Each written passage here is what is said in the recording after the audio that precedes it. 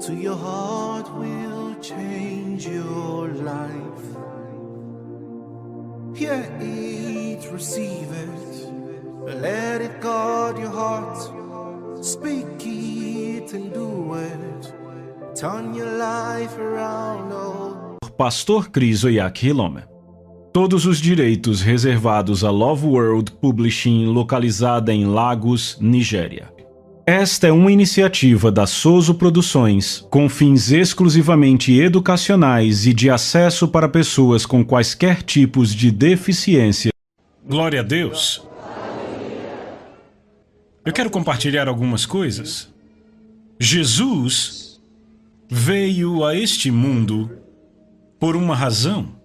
Ele veio por uma razão.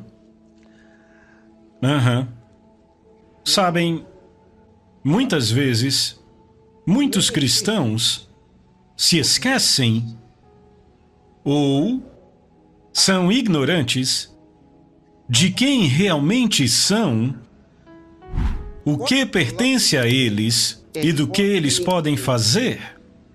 Não há razão para um filho de Deus ser oprimido pelo diabo, não há razão.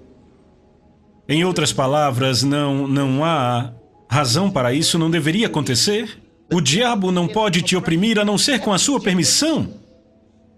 A única forma do diabo conseguir governar a vida de um cristão é com a permissão desse cristão. Com a permissão deste cristão. Quer ele faça isto conscientemente ou não, o diabo não pode destruir um negócio a não ser com a sua permissão. Não pode destruir um lar a não ser com a sua permissão. Não pode destruir suas finanças sem a sua permissão, ele precisa da sua permissão. E se você percebe que as coisas estão indo numa certa direção, continuamente, você pode ter dado ao diabo a permissão para fazer isso? Quer você saiba disso ou não, não faz diferença. Aleluia! Bem, você sabe que há pessoas que dizem, bem, nunca podemos dizer o que vai acontecer. Ninguém sabe. É simples, é fácil dizer isto. Porque aí deixamos toda a responsabilidade para Deus e Deus vira o nosso bode expiatório para o que acontece. E aí podemos culpar alguém que é maior do que nós pelo que acontece conosco. Dizem, nunca se sabe. Simplesmente não se sabe. Nunca se sabe. Então, há muitos cristãos que vivem em medo. Nunca podemos saber. Outros dizem, o que tiver de ser, será. Se é meu, chegará até mim. Se não é meu, não vai chegar. Não. Não. Não. 1000 vezes não. Tem o diabo lá fora com a missão de impedir que aquilo que pertence a você chegue a você. Você tem que saber disso. Só porque você é cristão, não significa que tudo vai vir fácil. Só porque você é bonzinho, porque você olha pra si e diz, o que eu fiz para merecer isto? O que eu fiz? Eu não machuquei ninguém, não incomodei ninguém, não fiz nada de errado pra ninguém, por que eu estou passando por isto? Coisas ruins acontecem sim com pessoas boas. Coisas ruins acontecem a pessoas boas. Na verdade, alguns anos atrás, eu lembro um senhor que dizia a seus filhos como um aviso, ei, não seja bom demais. Ele dava esse conselho aos seus filhos. Ele dizia, não seja bom demais. Porque coisas ruins acontecem a pessoas boas. E na verdade, coisas ruins acontecem com pessoas boas. Muita gente se pergunta, aquele homem é tão bom, por que isso aconteceu? Ou aquela mulher é tão maravilhosa, por que Deus permitiu? Por que é que Deus permitiu? Então este é o mecanismo de escape. Dizem, Deus permitiu. Se Deus não tivesse permitido, não aconteceria, mas Deus permitiu. Deus? Que Deus é esse? Então, qual a nossa responsabilidade nisso tudo? Quer dizer que tudo que acontecer tem a ver com Deus. Foi Deus que permitiu ou não permitiu? Enfim, você ainda está aí? Assuma o controle da sua vida. Você está me ouvindo? Assuma o controle da sua vida. Já passou da hora de você assumir o controle da sua vida. Ei, se você não fizer algo a respeito da sua vida, pode ser que nada mude. A sua bondade não vai mudar nada. Mas como assim ser bom? Não devemos então ser bons? Não. Não, você deve ser bondoso, ser legal, do bem, ser maravilhoso. O que eu estou dizendo é que tudo isto não vai fazer dinheiro entrar, não vai impedir o diabo de te oprimir, não vai te livrar da doença ou da enfermidade e não vai impedir que a pobreza te ataque. Você está ouvindo? Alguém fez uma pergunta uma vez. Por que é que todos os caras maus têm as coisas boas e todos os caras bons têm as coisas ruins? Bem, de fato isso é ser genérico. Não é exatamente assim, mas sabe, é que parece ser assim. E aqueles de nós que estão desfrutando da vida são vistos pelos outros com maus olhos. Eles dizem, não, ele deve estar fazendo alguma coisa errada para tudo ir tão bem, tem algo errado com ele. Então sempre acham que devemos estar fazendo algo errado para que coisas boas aconteçam conosco. Não é terrível as pessoas pensarem que o diabo é bom e ajuda seus filhos a ter todas as coisas boas e que Deus é que é mau e temos que implorar para ele, chorar, jejuar, orar? Tem gente que diz 7 dias de jejum e oração para ter a libertação. Libertação? Então para que Jesus veio? 14 dias de jejum e oração para o rompimento. Romper o quê? Você entende? Então a pergunta aqui é para que Jesus veio? O que ele veio fazer? É uma pergunta que eles não conseguem responder. Porque são ignorantes sobre a Bíblia. Podemos ler alguns trechos da Bíblia? Você está pronto para mim hoje? Você trouxe a sua Bíblia? Se você não trouxe a sua Bíblia hoje, eu sinto muito por você. Ok, então vamos começar em Efésios capítulo de número 1. Glória a Deus. Efésios capítulo de número 1. Leiam a partir do versículo 15. Vamos lá?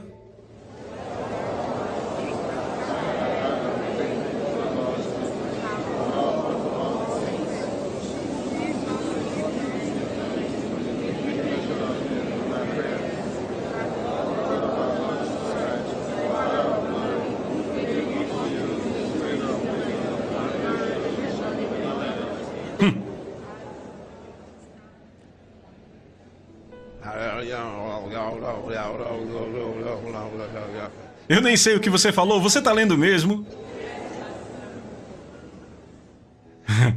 Ok.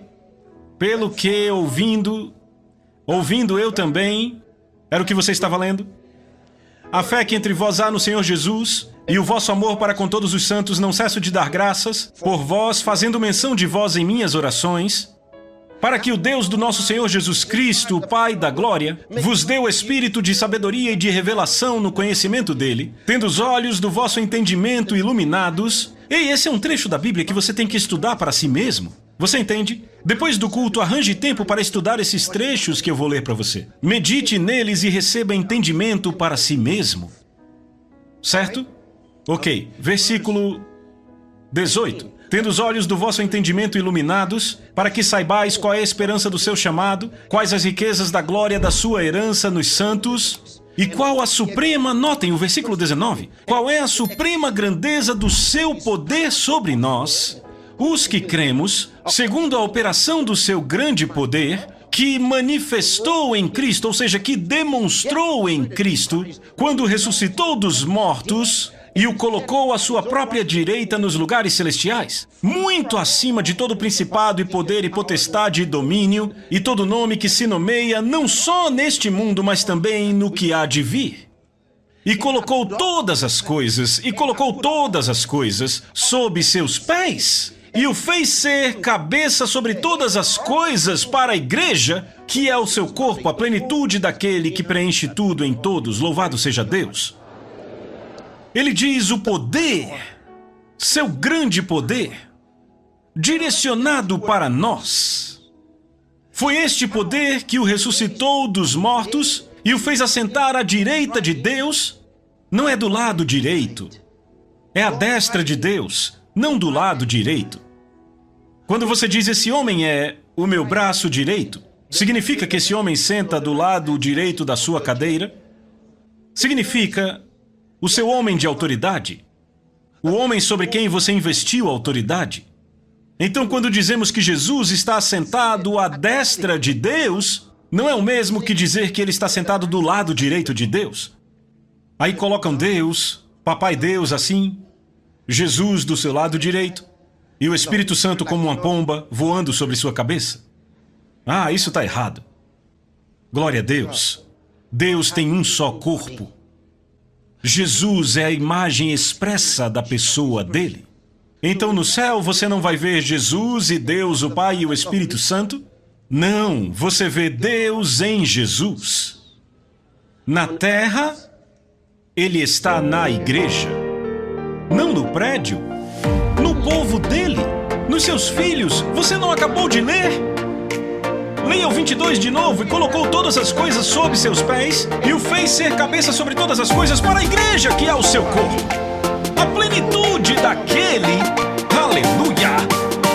A plenitude, ele diz que a igreja de Jesus Cristo é a plenitude de Deus. Enfim, isso é só uma parte, vamos ler a outra parte. Estão prontos? Você já recebeu alguma coisa aqui? Jesus está onde?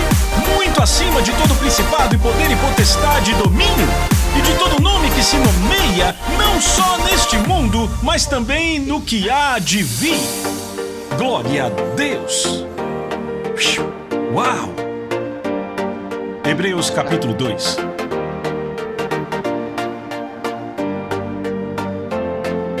Como eu posso ter medo?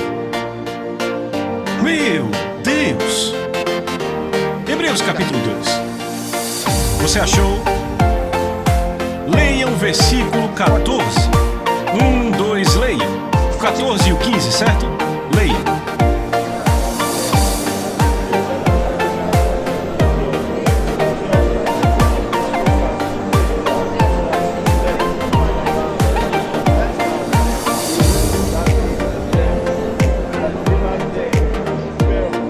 Aleluia! E já que, verso 14, os filhos são participantes da carne e do sangue, também ele participou das mesmas coisas para que, através da morte, ele pudesse paralisar. Esta é a palavra traduzida como destruir aí, não significa aniquilar, significa paralisar, tornar ineficiente, para que, através da morte, ele pudesse paralisar aquele que tinha o poder da morte, isto é, o diabo, e livrasse aqueles que, por terem medo da morte, estavam por toda a vida sujeitos à servidão. Você viu isso? Ele diz que Jesus Cristo, porque nós somos participantes da carne e do sangue, porque nós somos humanos, ele também se tornou humano, para que, através da morte, ele pudesse tornar ineficiente, ele pudesse tornar impotente aquele que tinha o poder da morte, isto é, o diabo, e livrasse aqueles que por toda a sua vida estavam em medo, estavam em cativeiro, por causa do medo da morte. Satanás foi paralisado. Vem aqui. Sabe, tem cristãos que acham que precisam de libertação, sabe? O demônio que está me segurando é muito poderoso.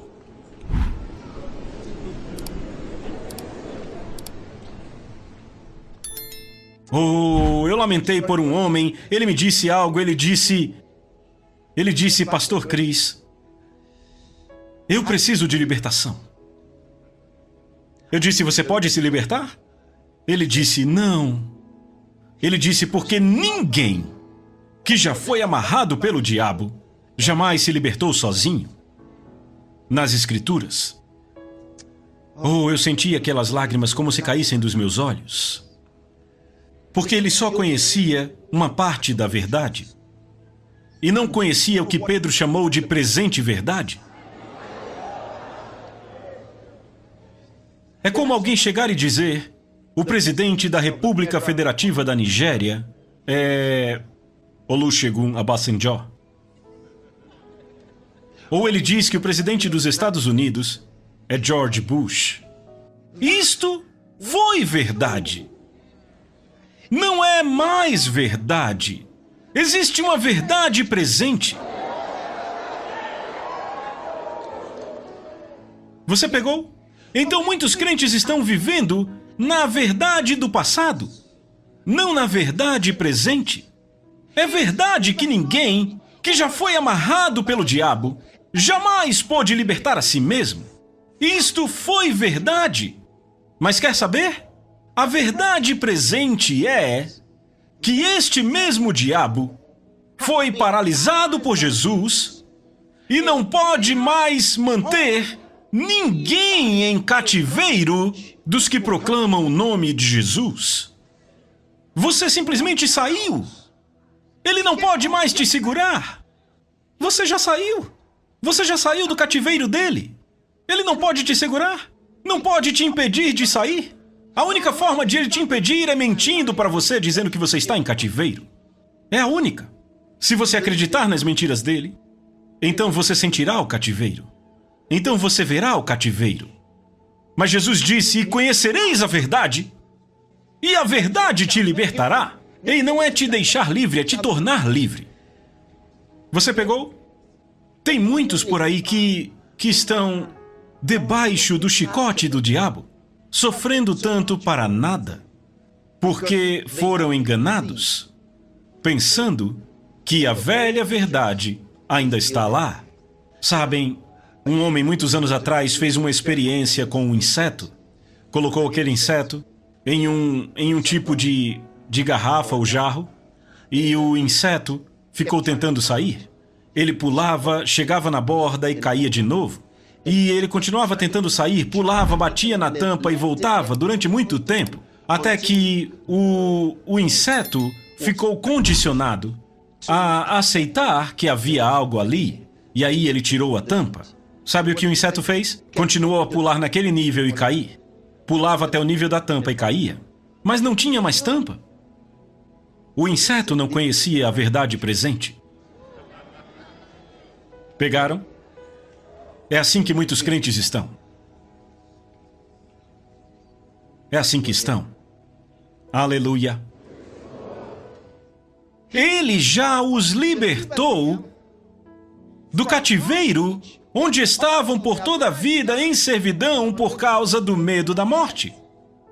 Duas coisas aí. A primeira foi a parte que vimos antes, onde ele diz que ele se tornou carne e sangue para que ele, através da morte, pudesse paralisar, tornar impotente, tornar ineficiente aquele que tinha, não que tem, que tinha o poder da morte, isto é, o diabo. Aqui ele está derrotado. Jesus já tinha derrotado o diabo. Então o diabo está derrotado? Vamos, diga, o diabo está derrotado? Eu não tenho medo do diabo. O diabo está derrotado? Então ele não é um fator na minha vida ou nas circunstâncias da minha vida. Deixa eu te mostrar outra coisa.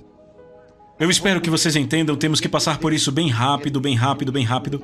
Certo, então, Jesus disse algo, duas palavras que são frequentemente usadas no Novo Testamento, no grego do Novo Testamento, traduzidas como mundo para nós em inglês, certo? Então, na versão em inglês, não dá para saber que há diferença, a não ser em algumas versões em particular, que tentam trazer a distinção. Essas duas palavras são aeon e cosmos. As duas são traduzidas como mundo. Em algumas das versões mais novas, aeon é traduzida como século ou era, porque aeon, na verdade, significa um período definido de tempo, um sistema dentro de um dado período de tempo. Um sistema. Entende? Aeon, nesta era, neste século, certo? Esta ordem de coisas se deve à era na qual vivemos. Então, quando dizemos, quando você ouve alguém dizer estamos no novo mundo, não significa que a Terra mudou. significa que esta é uma nova era. Então, a palavra grega para isto, para este mundo ou era, será aion. Podemos soletrar A-E-O-N. Essa mensagem continua no próximo capítulo. Não perca essa mensagem, porque será uma mensagem muito impactante que vai edificar a sua vida. Então não esqueça de se inscrever dando um like, comente debaixo desse vídeo o que você acha e clique no sininho das notificações. Se ainda não se inscreveu, se inscreva nesse canal e assista mais outros devocionais que vão te ajudar a edificar a sua fé. Muito obrigado pela atenção dispensada e que Deus abençoe em nome de Jesus.